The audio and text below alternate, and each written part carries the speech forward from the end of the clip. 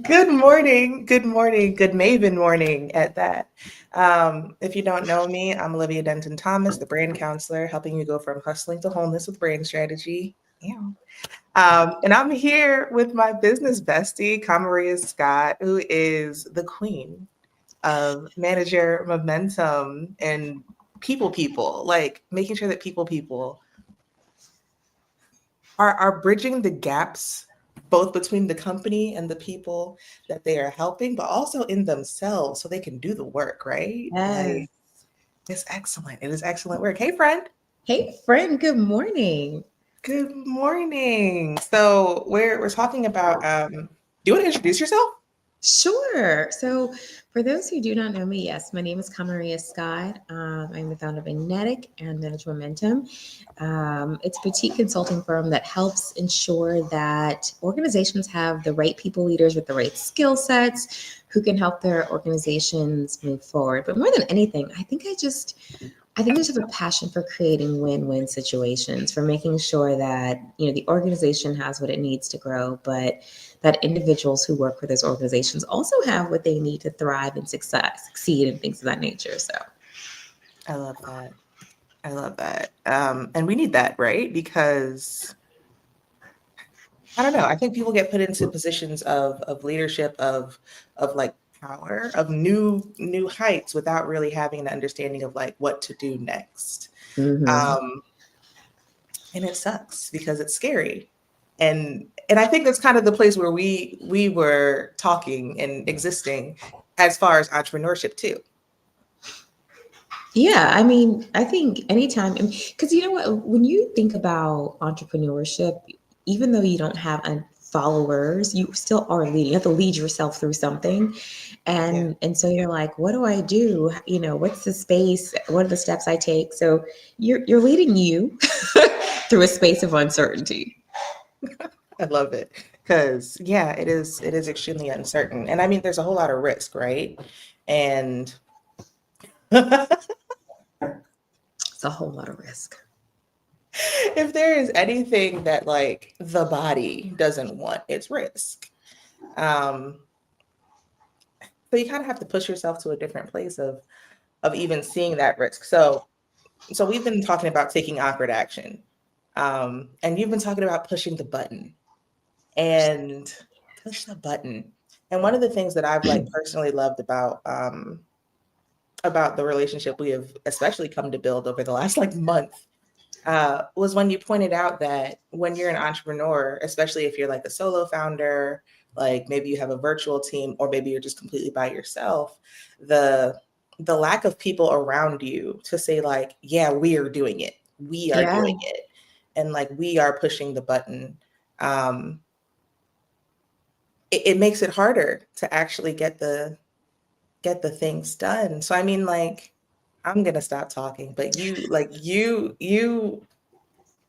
I don't know. Can you talk about that? Because that was such a Yeah. game changer for me. I was like, oh, you're right. I'm That's what alone. it is. Yeah, you know what? I think about for a lot of entrepreneurs, solopreneuring, it's just lonely and you don't have that team camaraderie of winning or losing together. So I think about, one of my projects internally inside of an organization where, we were building this amazing thing for people leaders and really working up to, okay, we have to push the button. We have to send go on the email that invites people to come do our thing with us. And there's a bit of nervousness because you don't know how it's going to be received. You want to, you've checked, you cross all the T's, you've dotted all the I's, but there is this sort of we in it that gives you courage because you're not by yourself, you're not doing it alone, and you get really excited about that because it's kind of like, okay, we think there's comfort and we sink or swim together. Yeah. And then you become an entrepreneur, a solopreneur, and you realize that there is no team to push the button with you. There's no one to say, no, we got this, to just turn around and say, okay, did we check everything? You don't have that. And so you have to, push the button by yourself. And it's so funny because last week, I was in Vegas at a conference and my phone broke, and so I didn't even have you to call and go, I hold my hand while I push the button. And so I had to, tell myself it doesn't matter, just push the button. And the button can be anything, right? It can be schedule that session. It can be call that prospect. It can be put that product out there. And especially if you're like me and you're sensitive, you're like, oh no, what will people say? But that's push the button. And the hardest part, I think, for me has been learning to push the button by myself Yeah. when I'm so used to having a team. And also one other thing, I fully admit that like I, as a leader, relied on my team as much as I think they relied on me. I think Mhm. it was a mutual relationship of support. And a Yeah. lot of times we don't talk about that in leadership. We act as if the leader is like, holding everybody up and they're standing by themselves. But I don't think that's true. I think there is like a mutual relationship of support because you can't do everything by yourself. You need people. And I think that's the hardest part is being like, I don't have people when I need them. Oh my gosh. Yeah. And I love that you were even talking about like being in Vegas and your phone breaking, right? Yeah. Like it's such a weird paradigm because you're sitting there and you're just like, oh snap, I have to do this on my own. So it's not even a push toward codependency. Yeah, no. Like it's like, well, it still helps because even afterwards we were still emailing. Like it's like there's still somebody supporting you in the corner. Like I don't like obviously we've made progress without each other, but to be able to come back and high five on the other side has kind of been the game changer. You knew what was happening here. You knew the problems that were happening in the middle. Occasionally calling, working out the problems on the phone because it's just like I I need to process this, and both like as a verbal processor, but as a person who also really loves input, like safe input where I'm going to say this thing and it's going to sound absolutely insane. And I promise you, I'm not trying to be oppositional. Like I really just don't know. And then being able to like process that together to get to the other side of it, like that's important. Like, so it's not like this all the time. No, I think of it more as having a safe space and a thought partner. Yeah. Because to your point, a lot of us are verbal processors. And that was, again, really hard for me being in the early stages of being a full on solopreneur is that I didn't have someone to just be like, hey, what do you think of this? What do you think of that? And so I would get stuck in swirling in my thoughts when a simple, yeah, I don't like it, or oh, that resonates, would have literally pushed me a little bit further. And I envy people who aren't verbal processors who can kind of just internally do it. Not me, not my ministry. I need to talk it through. Forgive me, it's allergy season, but I need to talk it through. And a lot of times, again, I probably already made the decision. I probably already know what I'm going to do. And I'm not even having the conversation for confirmation. It's literally that once it leaves my mouth and I'm saying it, I'm literally coming to the decision just by having someone to talk to about it. And Yeah. so I think that's what people miss. And I'm glad to see people, joining masterminds and groups to kind of hold each other's hand through these things because you do need that. You just need to say, hey, I'm thinking about doing this. What do you think? Or please poke holes in this. Again, I think it's that safe space that we need before we spend something out into the world. So I wouldn't call it codependence, but I think anytime anyone is on any sort of a learning or change journey, they do need that sounding board or that safe space to just work through what's going on. I love it. I love it. Yeah, just because sometimes when it's in the head, it just doesn't. It's with everything else that's in the head, right? It's with everything else is in the head, and you can swirl there. But just and I think the other thing is people might call it like an accountability buddy, but I don't even know if I think it's accountability. I think because it's almost like accountability is, you have to do something. What we have is more like, look what I did. I talk to people about efficacy spirals, and that's like literally you have to. People think that the courage or the confidence comes after you do the thing, or it comes before you do the thing, and so it's like I gotta get confident first, and then I'll go do it. But with Yeah. an efficacy spiral, you kind of just have to go do the thing, and then your confidence and your like I can do it again comes from actually having done it. Yeah. So I think there's something about spiraling up and being able to be like, okay, I did it and I'm excited. Now I'm excited about the next thing I'm going to do. That's different from, did you do the thing? Like, did you push the button, Olivia? It doesn't feel the same. Like, honestly, even when you said it like that, that wasn't a joking response. Like, I felt it. It's like it feels more like judgment and pressure, um, than it does support, right? And even this idea of spiraling up, um, like confidence is built in action. It's not built before action. So like we Yeah. have to be able to look back and say like, oh, I did this, this, and this to count the wins. And sometimes the win is just that you put it out at all, and it's just like the behavioral activation of it all, and now you can build on it. Yeah. Um, which is why it's just like, which is why the action is awkward. Yeah. Like, That's exactly why it's awkward. yeah, like it feels like fumbling through something that you should have known, right? Like there's a lot of should have that I think we Or exist shouldn't be in afraid of. or shouldn't be afraid of. There's so many like shouldn'ts. And it's just like, well, why? Yeah. Like it it doesn't actually make any sense, but like you don't get to explore until you like start walking through the forest. Yeah. And I think too, like sometimes we don't give ourselves enough grace for just being human Yeah.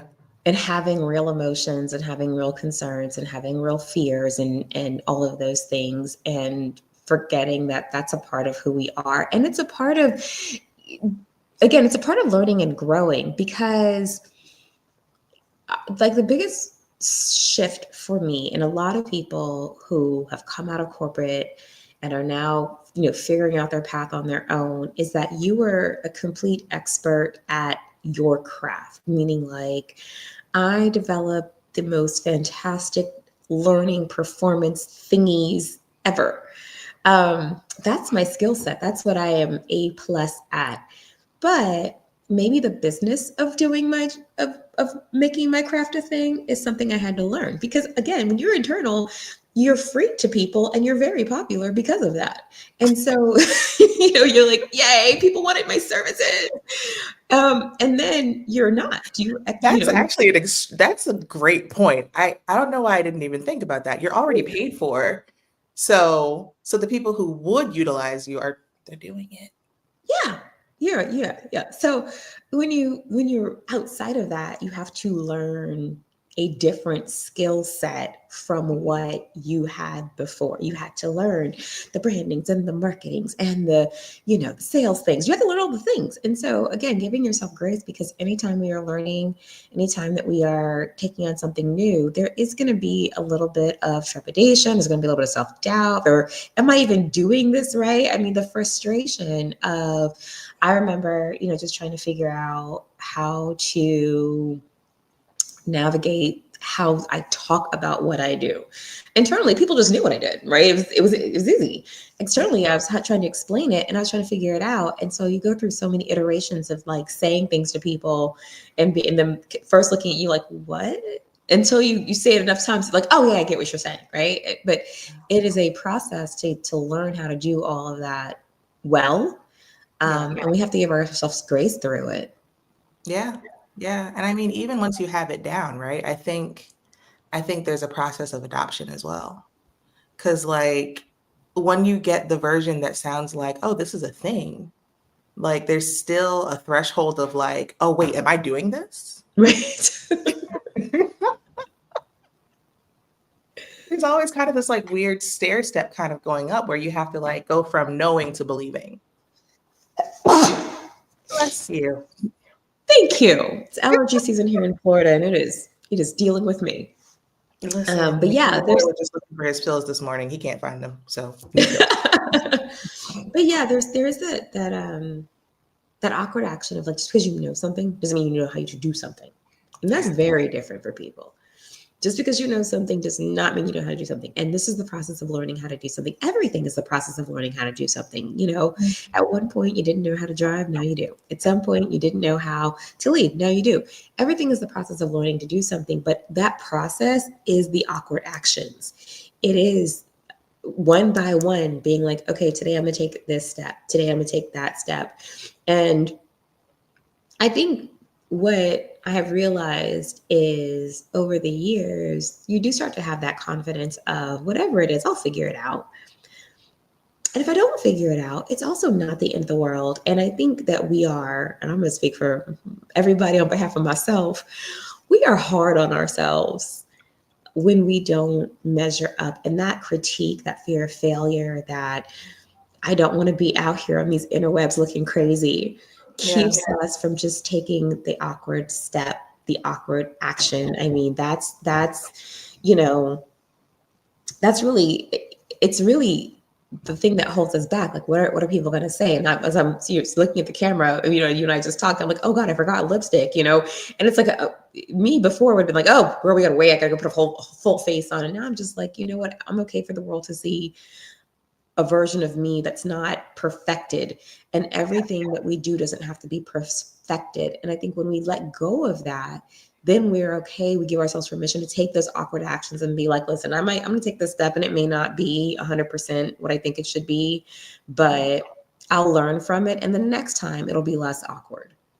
I love that. I love that. And so there was a phrase, there's still a phrase that used to bother me like dramatically. Fail fast. I hate that phrase. Um, because the idea of No, go ahead. oh yeah, because the idea of failure for me, as connected to life experiences, it's like when you fail, when you do the thing that is showing that there's a chink in the armor, it means you're vulnerable. It means Yeah. that someone can knock you down and you're not getting another chance to actually like come back up, right? Like from Mm-hmm. now on, you are operating with a scarlet letter. That just is what it is. Um, and I remember some social media creator was like, well, you have to show everyone your process. Like you have to let them see you Build out growing. loud. Yes. Yeah. And I'm just like, that sounds beautiful. It does not sound safe. It No. It doesn't sound, especially, there's a double-edged sword because you want people to trust. Hmm, you want people to trust that you know what you're doing, right? I think the yeah. hard line for that is I don't want no one of us want clients to be like, oh, she's throwing stuff against the wall. That's crazy. Why should I hire her? So like you want to appear confident and that you know what you're doing, you have all the answers. But at the same time, you are building out loud. But I will say this much too: the balance of that. You know, when I decided um, I wanted to sort of leave my corporate life and I wanted to really build something on my own. I definitely was like, do I want to do this in front of people? I don't want to be learning and growing, and there's lots of lessons you learn along the way. But I do think it's important because it's not just your potential clients that are looking at what you're doing. Hmm. It's other people who might want to do what you do.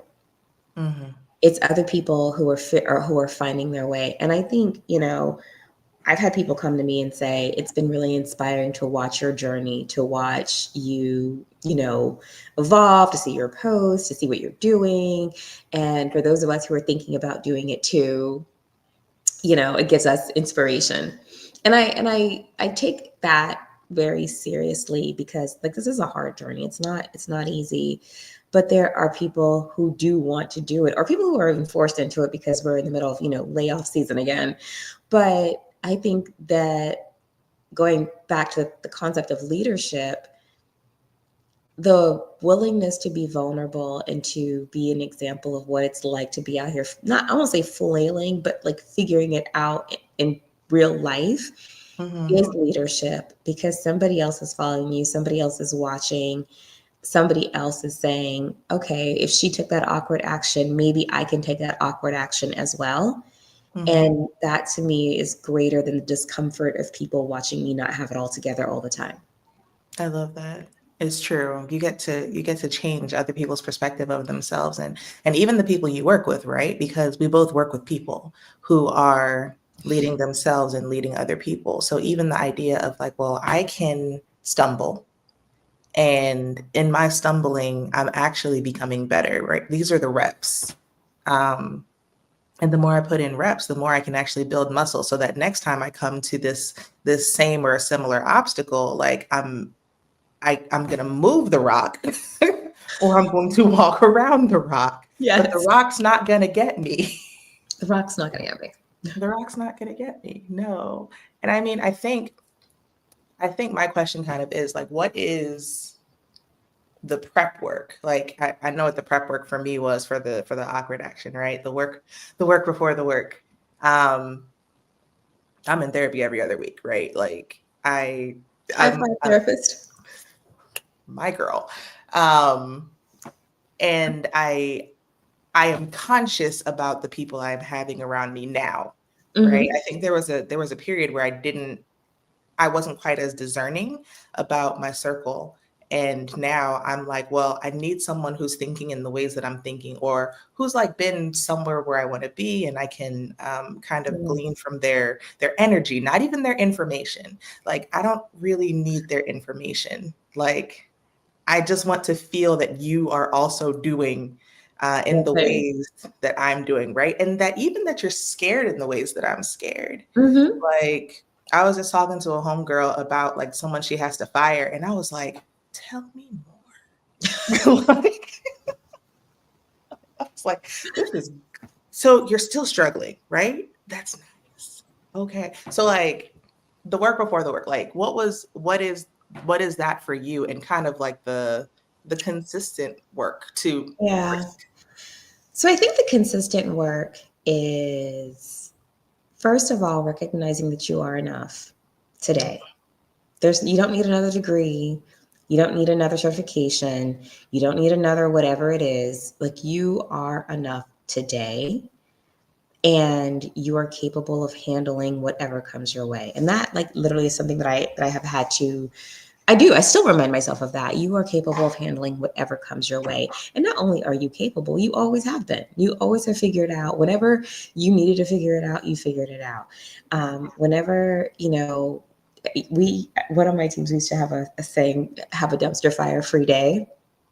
Um, because we were launching a new learning platform, just a way for us to deliver training, and there was a glitch that we were unaware of, and so we had half the people in a breakout room and half people not in a breakout room, and it was a thing. But you know what? We figured it out. Yeah. And we got through it, and we were like, okay, well now we know something we didn't know before. Move on. And so have a dumpster fire free day became like our mantra, and we even had teams backgrounds that said have a dumpster fire free day. Um, but it was funny because it reminded all of us that it's not that serious, whatever it is. And also don't take yourself so seriously. I'll tell you a couple times I agonized, right? You probably have been there too. Mhm. You agonize over a post, you agonize over a thing, and then you release it and like 12 people look at it. And I had to tell myself, even like when I first started launching my podcast, I was like, girl, like 12 people are going to listen to this. Like, why are you, and it'll get better over time. So just don't take yourself so seriously. I think that is the prep work of always reminding yourself that there's a great big world and you are not that interesting. And I know like that's like, but This like, is not about you. it's not about, like, literally there are more important things in the world happening than your little thing. And I know that sounds a little self-deprecating, but I think there's freedom in that, because I think sometimes we take ourselves so seriously and we're so afraid that like the entire world is going to stop and be Yeah. like, have you seen Camaria's latest post? They're not. It's fine. And so I think when you start to just not take yourself so seriously, then you're like, okay, I will try this, I will try that. I think there's like two more things. I think one of the other things is that I'm an IO psychologist, and so I've learned to treat everything like an experiment. And Mhm. what I love about experiment, even when I'm talking to my teams about this, is that when you treat it like an experiment, you treat something like you don't know the answer and you don't know the outcome. If the answer is always let's figure it out. We'll see. We don't know. Maybe it'll work. Maybe it won't work. We don't Yeah. know until we try. And so I think when you think about treating things like an experiment, you're giving yourself permission for you're unchaining yourself and giving yourself permission for the outcome to not be what you want it to be, but to figure out why or the conditions to get it to where it needs to be. So I think it's so important to just be like, let's do an experiment. Let's figure out what's going to happen.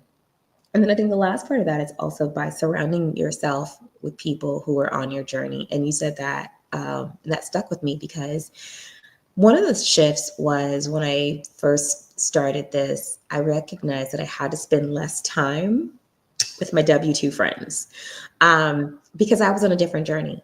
And I really wanted to talk about people who understand the differences between where we were and where we are now, to have that same energy, to have like, um, have you tried it? Or I don't know what to do with this. And so I started leading here in Orlando. We have an organizational development group called the Greater Orlando Organizational Development Good Network. So we call it GOOD for short. And I lead now the external consulting community of practice. And that allows me to have a safe space of people to be like, hey, are any of you guys facing this?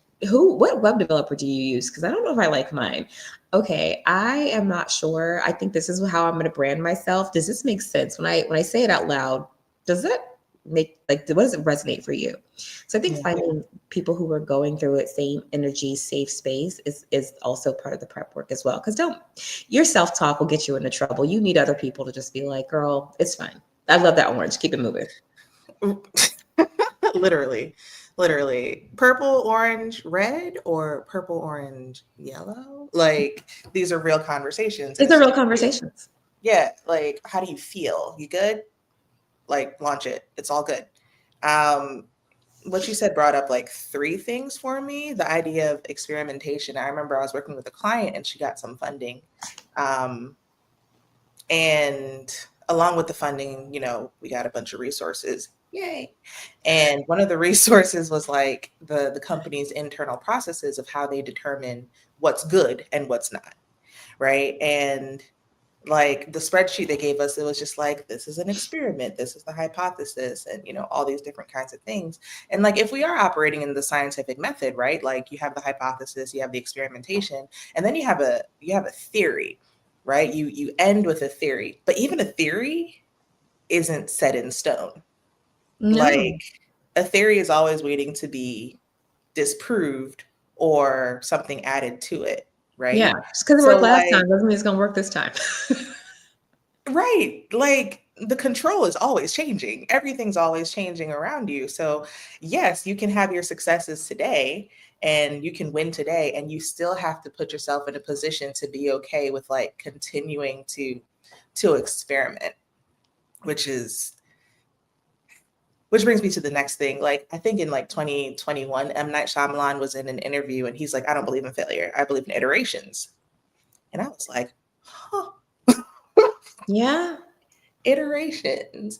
And like you get to do something, it's bad, it's good, it's something, and you get to do it again, and whatever the lessons are in those same things, like you can pull it and you can like mold them into something that works, or you can just like scrap it and be like, man, that sucked, glad I learned that. Like Yeah, I mean, I think because part of what you're learning is this even a salvageable thing, right? mm, Because what you might learn is like this is not viable. It's not right, and but you don't necessarily know that until you know that. And I'm thinking about a client that I am working with, and I had this like vision in my head of how I wanted something to come together, and it didn't. um, the technology of it didn't come together the way that I wanted it to. And I was like, yeah, oh, I don't like this platform. I don't like I thought it would do X, Y, and Z. It does not. Yuck. So I won't be using that for future clients because it doesn't do what I needed to do the way that I thought it would. yeah, Well, and again, the hard part is that is you still have a client relationship, a thing you said you would deliver, and you got to figure that, you got to figure out the balance of that.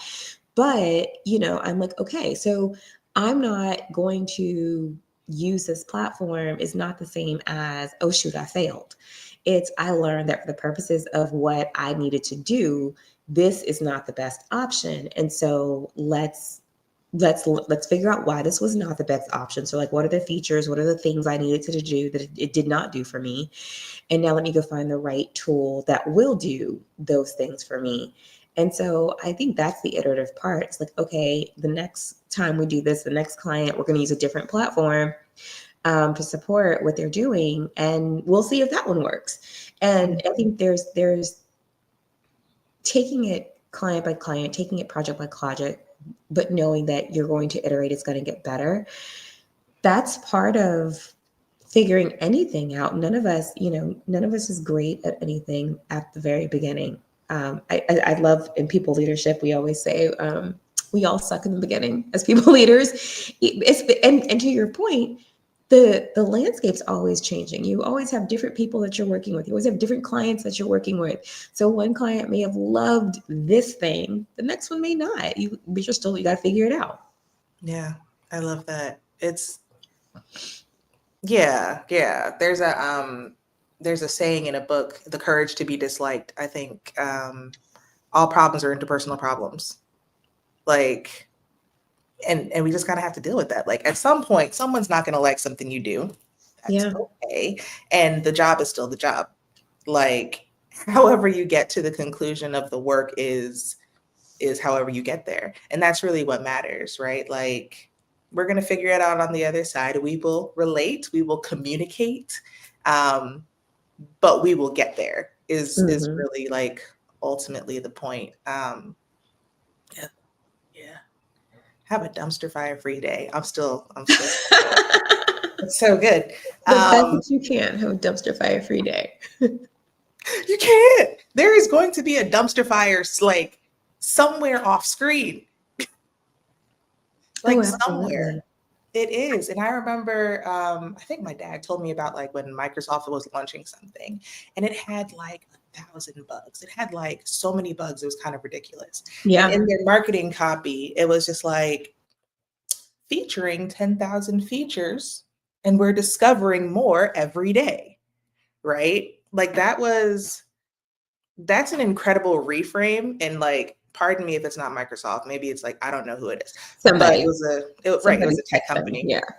And this idea of like reframing like your bugs as features that you're discovering every day is like, it's a fantastic way to put it, right? Because when you launch it, it's not going to be perfect. And you are going to discover what's wrong with it because now people are using it. Now Yes. people are actually in the system. And you know what? So that's two things I think that are so important to really stop on. One is the reframe, Yeah. because your self-talk can take you in the wrong direction so fast if you're not good at reframe. And I always like to say, like, I'm a glass half full kind of girl. Like, I'm gonna find the silver lining in almost any situation. And you know, one of the things for me is I think I shared this with you. I have been building this thing. I have been working through my iteration of what I bring to the world for literally almost 15 years. Yeah. And it's easy to kind of stop and go, girl, what took you so long? You Mm, started this journey in like 2011 of building something with a company you were with, and now it's 2015 and you are 2025 and you are just getting out here, blah blah blah, whatever. It's really interesting. It's easy to criticize yourself and say, why didn't you do this 10 years ago? Why didn't you do this, to look back and do that. But then I had this revelation the other day where when I recognized that the technology didn't exist to do what I wanted to do 15 years ago, right? Like, I would have had to contract a private company, blah, blah, blah, blah, blah. Like, it was impossible, right? But then yeah. also, it was my last corporate role that was like the last step in my framework. And so, like, the missing piece of how it all comes together didn't actually come to me until then, to say, now I see a full, complete picture of what I do. And so the reframe was not that what took you so long and why weren't you an overnight sex success at like 25. It was more so, okay, it took you long enough to have enough experience to see fully across many organizations a common problem and to use several organizations as your playground to test things that now have become your framework. And that's a reframe, right? Because now it took as long as it needed to take, not it took too long or what happened and blah, blah, whatever. And so I think that reframe is really important because you can very easily talk yourself into coulda, woulda, shouldas instead of being like, no, everything is happening as it should. I'm where I'm supposed to be, when I'm supposed to be there, doing what I'm supposed to do. Um, and that's guiding me forward. So I think the reframe is super important. And then the second thing beyond that reframe, oh, I forgot the second thing that you said that sparked my that I want to talk about. Darn it. I said bugs. I said features, new features every day being discovered. And I also said, I think I saw you light up at this point. I also said, like, there's no way to even know what the bugs are Oh, unless there are right, people in the yes. So system. like you can make something perfect in your head. You can spend hours and hours. And listen, I am that girl. I'm not even gonna hold you. I am that girl who does like a complete product as much as she can and will, you know, look at something down to the nth degree before I put it out. But that holds you back because you do have to just let people play with it. Let people, because your perspective is one perspective, it's one view, it's a universe that you've created in your head. But you do need other people to look at it, to experience it, to put their spin on it, to know if it's the right thing. And so you have to, whatever it is, you have to put it out there semi baked so Yeah. that you can know what it is um, that isn't working. Now, you can do that in a safe way. You can freely and openly tell people this is a pilot, this is an experiment, this is you getting the first chance at kicking the tires. But you got to get it out there in a way that people can experience it and not wait until it's perfect. Because by the time you wait for it to be perfect, someone has already put a version out there that's semi perfect, people are reacting to, and now you're trying to figure it out and catch up. Oh my gosh. Like, I think I've said it like once a week to you. I'm gonna Dunning-Kruger myself. Just Yeah. no, I don't know, but I'm gonna show up in the world as if I do know. Cause that's true, right? There is someone who's putting out the crappy version and they're getting the traction because they're putting out the crappy version. Yeah. Yeah. Yeah. So you just gotta, I mean, you gotta do it, right? Like you test it internally as much as you can, but even internally, you know how it's supposed to work. Yeah. Like, so like you're just gonna go through the process and be like, oh, this is great because it's you.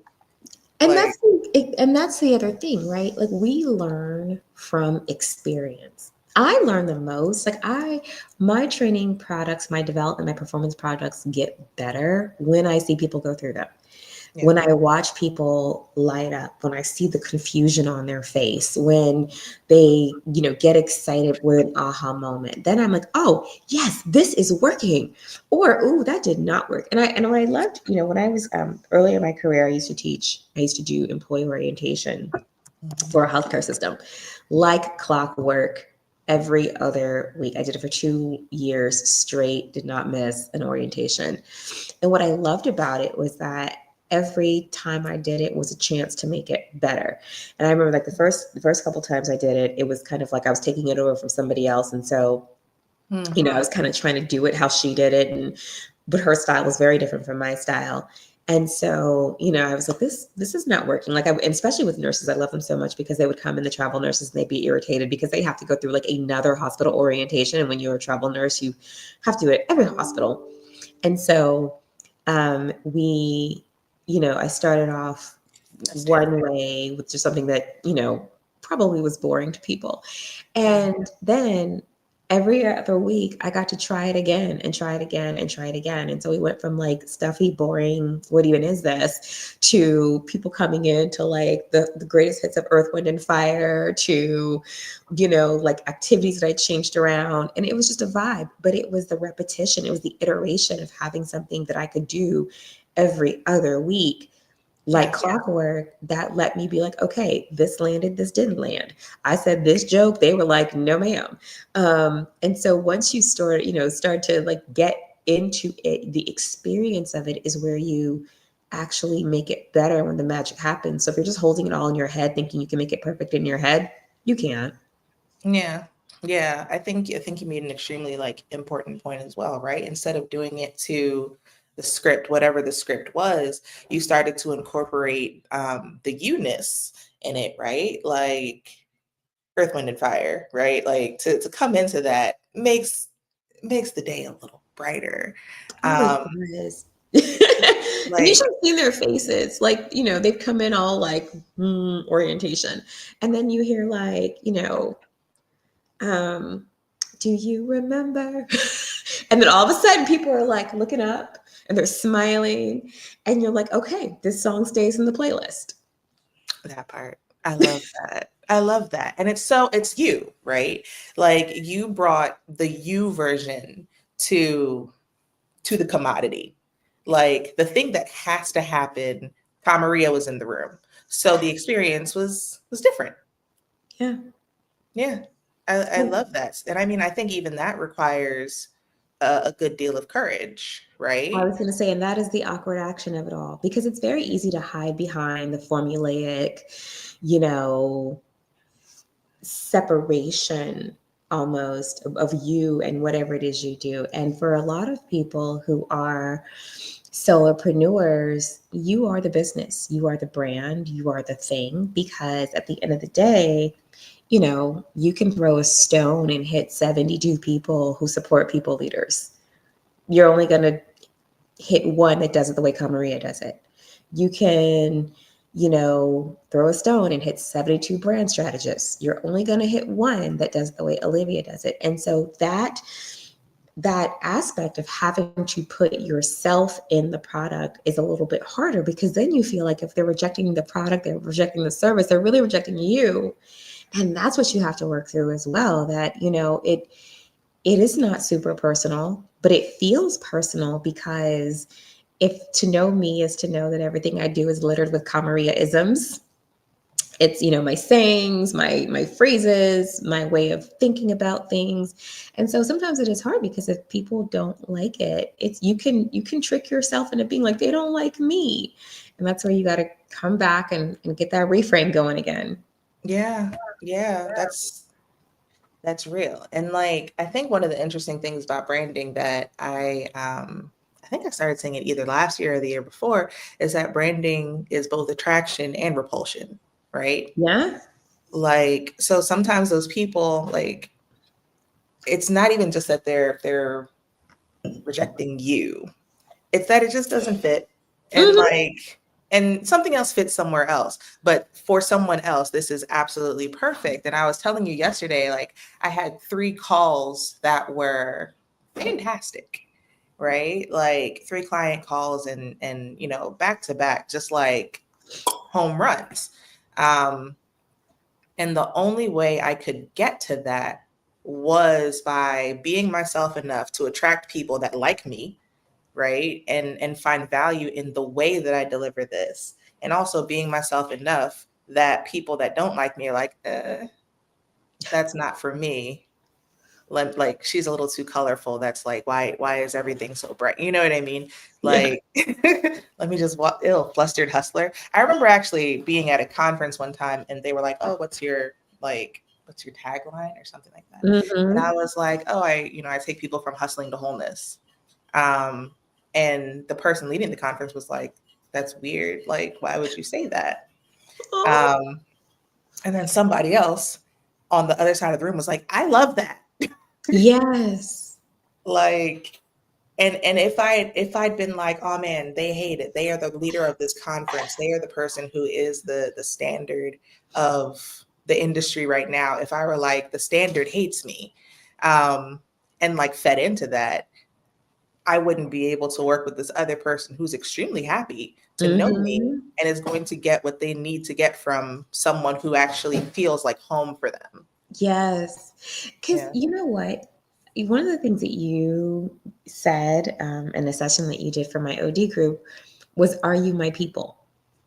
And so now when I think about prospecting and I think about who am I looking for, it's literally, are you my people?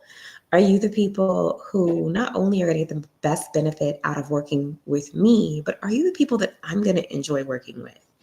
Because Yeah. a lot of figuring out your way is figuring out what you don't want to do and who you don't want to work with.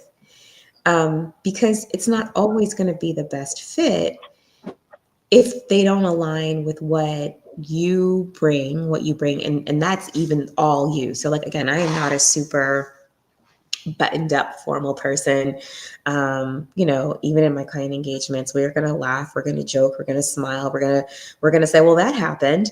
And we're gonna find our way through it. And there are some, industries, companies, cultures that's probably not going to be the best fit for, and that's okay. I Yeah. think one of the joys of in my early career of changing industries and jobs so frequently was I got to figure out where I best fit.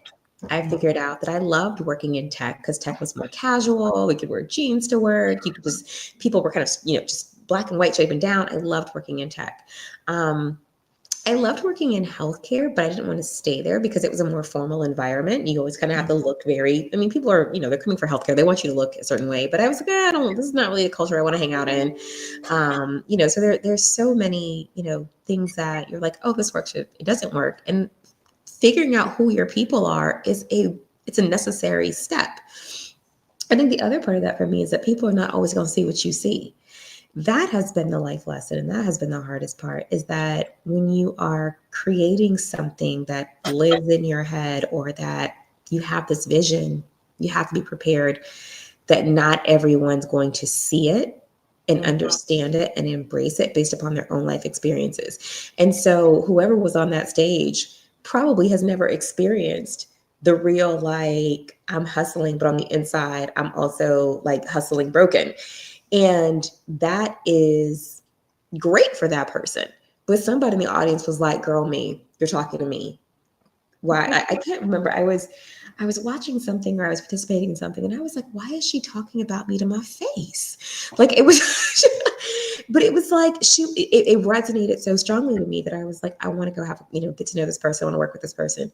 So, everyone's not gonna be your people, and that's okay. Yeah. Yeah. I love that. And it's a question of, we were talking about the other day, of determining what you want out of life. And I think one of the funny things about working in a place where, girl, God bless you. I think one of the I know. I'm struggling through this morning. listen, you're gonna make it. You're gonna make it, I We're gonna make it. We're promise. gonna make it. One of the things about like, you're worthy of awkward action, right? Yeah. Like, you are worthy of the discovery, but then you are also worthy of determining what you actually want from your relationships. Like, your work relationships are relationships. Mhm. So being able to say, like, oh, you know what, this aligns and this doesn't align, like, it's good and sacred work, right? It's not just you operating as, one of the things that I often talk about is, like, the good girl gone brand. Um, and oftentimes, like, we have this idea of being good, and being good means kind of like bending to fit what everybody needs from us. But at some point, you really have to decide, like, what your solid cube is, and whether Yeah. or not, like, other people can, like, fit with you or next to you, and if they're a compliment.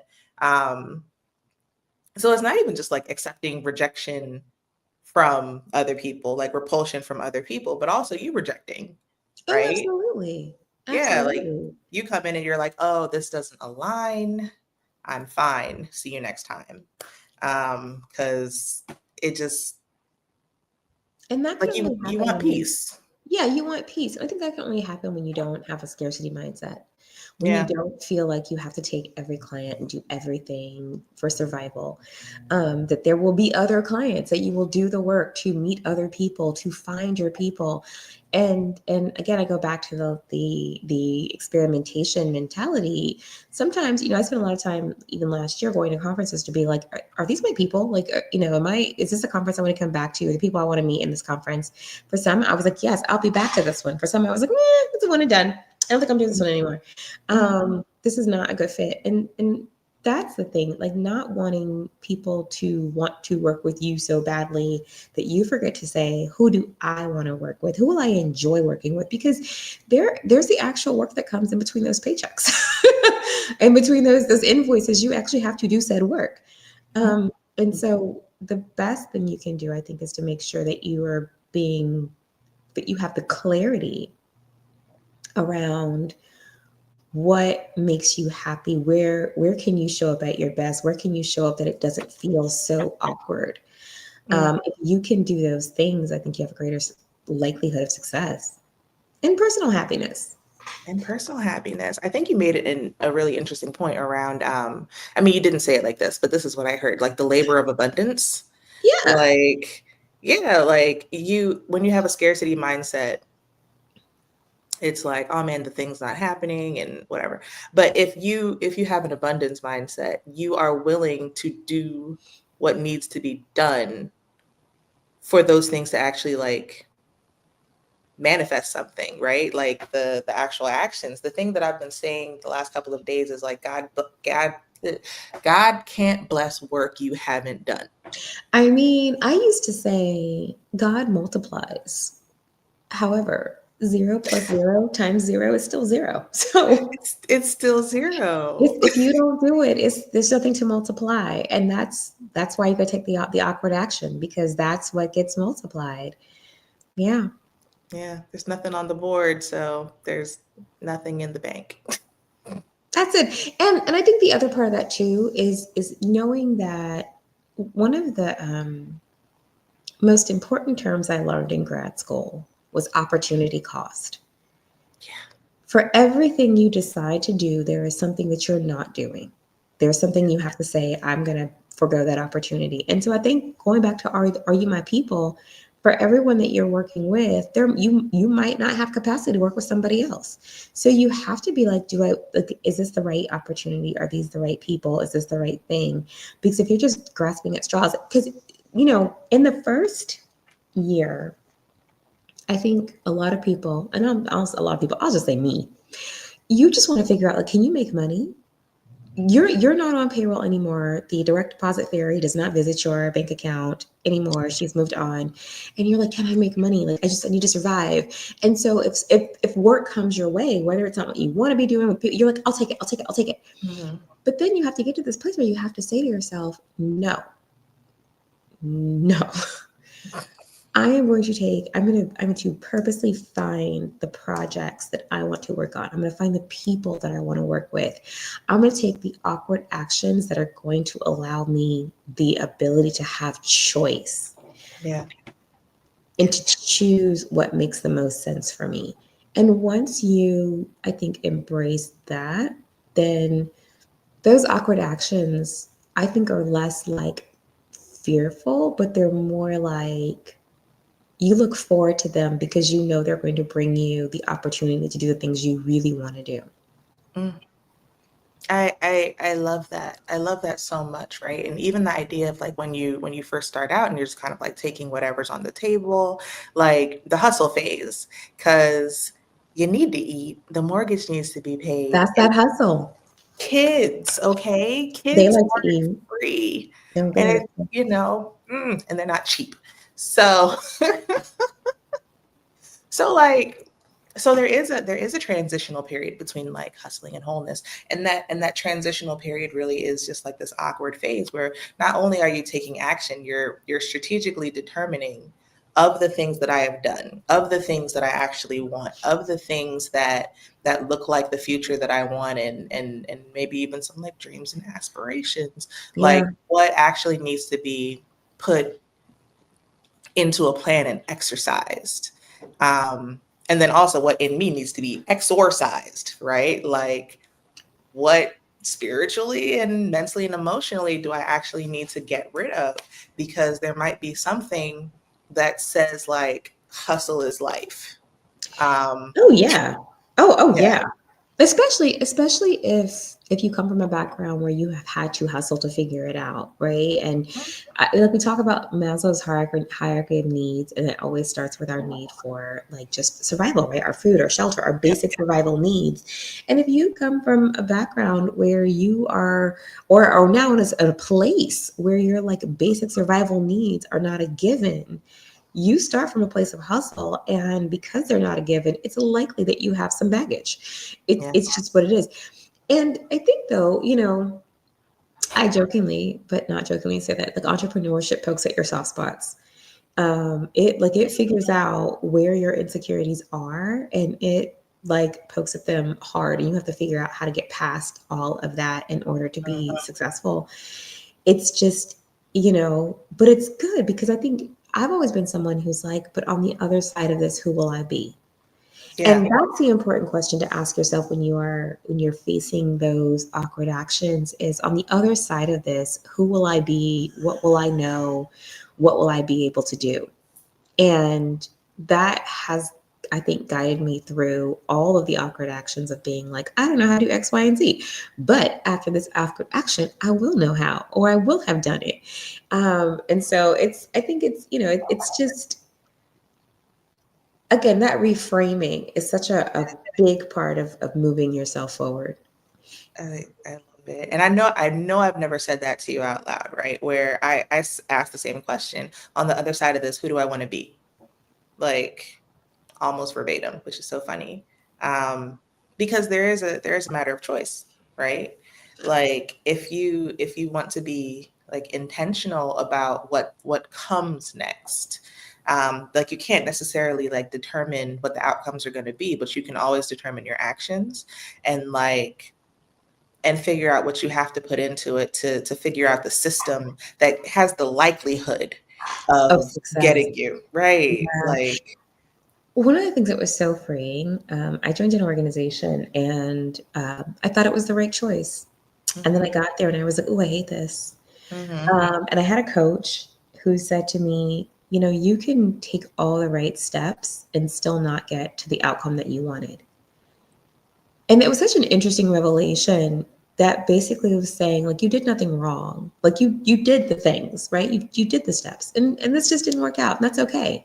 yeah, And that's life. And I think when you embrace that, you can take the right steps, you can do the right things, what you think are the right things, and it's still not come out the way that you want. Then you're just like, okay, well, I'll just do it and we'll figure it out. And I think it's important to say, because I know we're so almost at time, what guides me and keeps me taking the awkward actions is that I say to myself at the end of the day, when I'm, on my way to the other side, my biggest regret will not be that I didn't fail. My biggest regret will be that I didn't try, yeah, that I didn't really try. And I think so many of us are really afraid to try because we are afraid to fail. We're afraid of like, what that says about us. But you have to also know, like, what does it say about you that you didn't even want to try? Like that your fear of that failure was so strong mhm, that you didn't even want to try. And so like that is the part that keeps those awkward actions, just we just keep moving through them, because at the end of the day, I don't know that I will care that it didn't work out the way that I wanted it to. I will care that I didn't take the steps to even try to get it there. I think that's the end point. Cause yep, yeah. Did I take the steps to actually get it there, whether or not it got there? Okay, Because if I didn't okay. take the steps, I know it won't get there. But if It's I not take getting the steps, anywhere. it's not getting anywhere. Maybe it has a fighting chance. We don't know. I just all right. I'm gonna stop it here because I gotta go get my hair done. It's hair day. I listen. I got to get all this ready for the day. I love it. Maria Scott, where can we find you on the on and off the internet? Where you at, girl? Where am I? Well, obviously, I am on LinkedIn. So you can always find me here. You can find me at eneticlps.com. And you can find me at manager2manager.com, where I have a podcast. So those are the places where you can find me. So come find me, connect, say hello. I always love meeting people and getting through the day. Yeah, getting through the day, child, with Every that day. dumpster fire over Let's there. encourage each other how to get through it. That part, I'm gonna be texting you later when I got to figure stuff out because high fives, right? High fives. All right, guys. Thank you for being here. I hope you do indeed have a good Maven morning. I will see you later. Bye. Bye.